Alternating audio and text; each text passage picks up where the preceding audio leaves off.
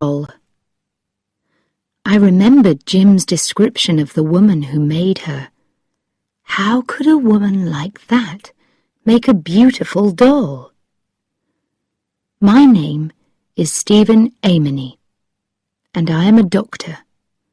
I live and work in London, and I have a house by the River Thames. Everything in this story happened because of a doll. It is a strange story, but true. It began on an October day 3 years ago. I can remember it clearly. The early morning sun was shining on the river when I left my house. I went to buy a copy of the Times, as usual. There was a flower shop on the corner of the road where I lived. I could see the brightly coloured flowers as I reached the corner. I turned into Abbey Lane and continued walking. I was enjoying the warm October sun. After a few minutes, I arrived at the newspaper shop. Suddenly, I remembered that it was a niece's birthday the next week, so I stopped and looked in the shop window. There were games and toys, paper and pens, books and sweets in the window. Most of it has been in that window for years, I thought to myself. I almost decided that there was nothing in the window for my niece. Then I saw a doll. She was half hidden in the corner of the window. She was made of cloth, and she had a painted face. The face was special. It had a lovely, gentle look, but sad eyes. Suddenly, I felt sorry for her, sitting in that crowded window. I know that this sounds strange, but I decided to go inside and to look at her more closely. The shop was owned by a man named Jim Carter. "Good morning, Dr. Amony," he said brightly when I walked in. "Do you want the Times as usual?" "Yes, please, Jim," I replied. "And I need a present for a little girl. It's her birthday next week." "Is it?" said Jim. "Yes," I said. "I was looking at that cloth doll in your window." "Oh?" said Jim. "The one that's half hidden in the corner," I said. Jim looked surprised. "That doll?" he said. "She's a little unusual." "Can I see her?" I said. "She's also very expensive," he said. He took the doll from the window and gave her to me, and I nearly dropped her in surprise. She was beautifully made. She seemed almost alive. Her dress and other clothes were handmade, not made by a machine. And her face was hand-painted. I could see it clearly now. She's lovely, I thought. She was made with a lot of love. I could see this love in the doll's face. I put her down gently. "How much do you want for her, Jim?" I asked. £12, Dr. Amony," he answered. He saw the surprise in my face and continued, "She's expensive. I did say that, didn't I?" "You did," I agreed. "Dolls like this cost as much as £20 in the centre of London," said Jim. "But I'll tell you what I'll do, Doctor. I'll sell her to you for £11. "Who makes them?" I asked.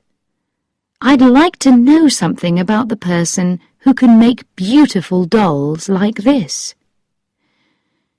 "The woman has lived in Hardley Street for some years now," said Jim.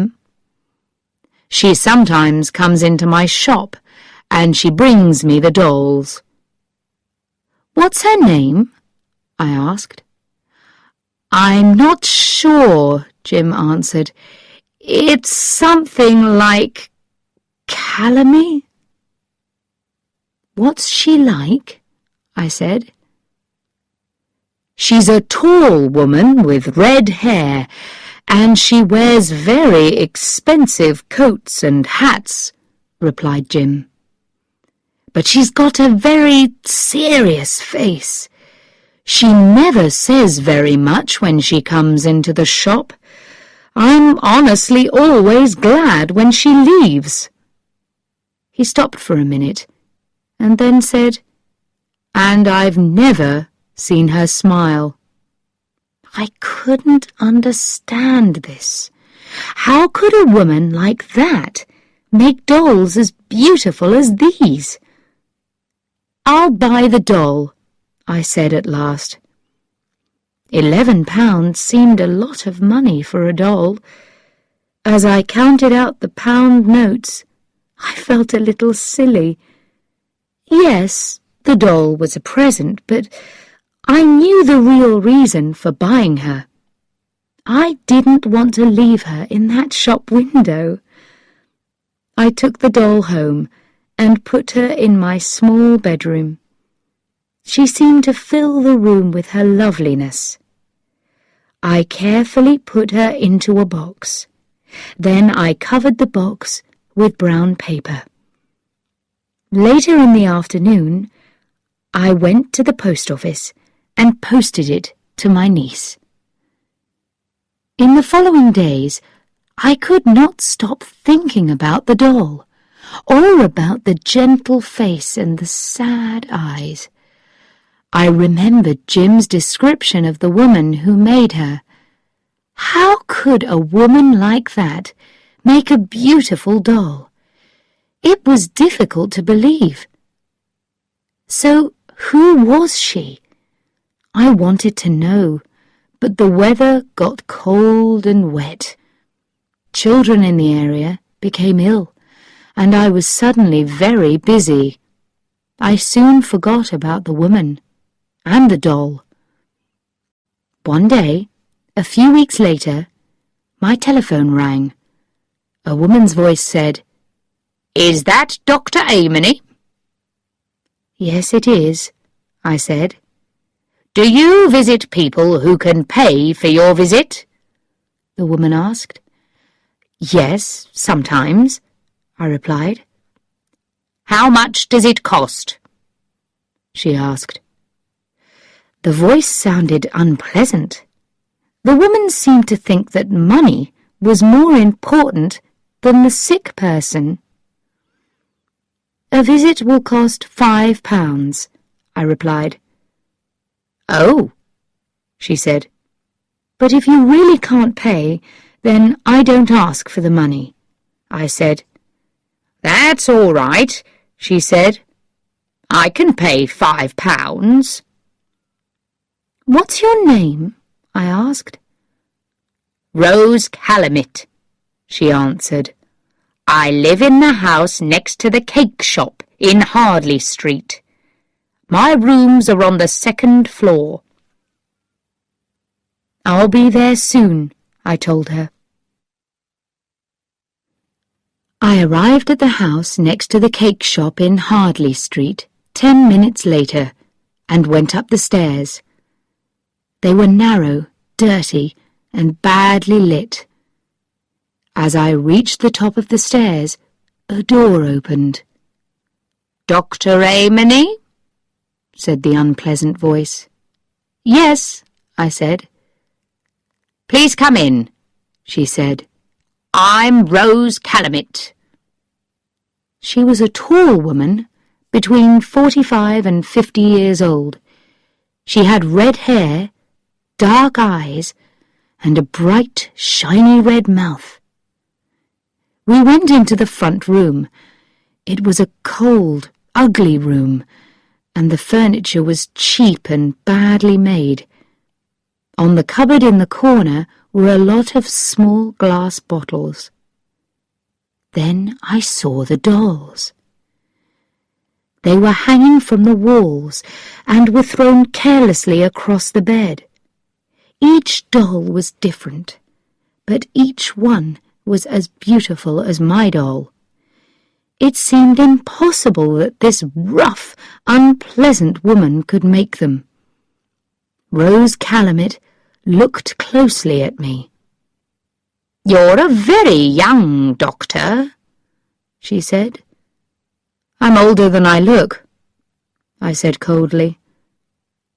"You think that I'm too young. Shall I go away again?" She laughed at me. "You don't need to be angry, Doctor," she said. "You're very good-looking for a doctor." "And I'm a very busy doctor," I said. "Are you the person who's ill?" "No, it's my niece," she replied. "She's in the back room. I'll take you to her." Before we went in, I had to know about the dolls. "Do you make these dolls?" I asked. "Yes," she replied. "Why?" I felt very sad. "Oh, I bought one for someone's birthday," I said quietly. She laughed. "And I'm sure that you paid a lot of money for it," she said. She took me to a smaller room at the back and started to open the door. "Mary, it's the doctor!" she shouted. Then she pushed the door open wider to let me in.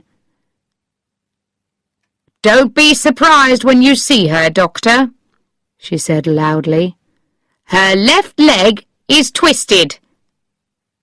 The girl, Mary, was sitting in a chair by the window. She heard the woman's words. A look of unhappiness crossed her pale face, and there was pain in her large dark eyes. I was angry at the red-haired woman. The words were unnecessary. She wanted to hurt the girl. Mary was not more than 25 years old, but I could see immediately that she was very ill. I looked again into those dark eyes. Something inside her is dying, I thought. After that first visit, I always remembered the sweetness in her sad face, her poor, thin body, and her dry, unhealthy hair. But something filled me with happiness. Around her were 3 small tables, and on them were all the necessary things to make the dolls. Brightly coloured paints and pieces of cloth of many different colours and shapes. I soon understood that her twisted leg was not the reason for her illness. I noticed the way that she sat. If I was right, I could make that leg straight. I was almost sure that I was right. "Can you walk, Mary?" I asked after a minute. She looked at me, then looked away. "Yes," she answered quietly. "Please walk to me," I said gently. "Oh, don't," she said. "Don't ask me that." I didn't want her to suffer, but I had to be sure that I was right. "I'm sorry, Mary," I said. "Please try and walk. It's important." She got up from her chair very carefully and moved slowly towards me.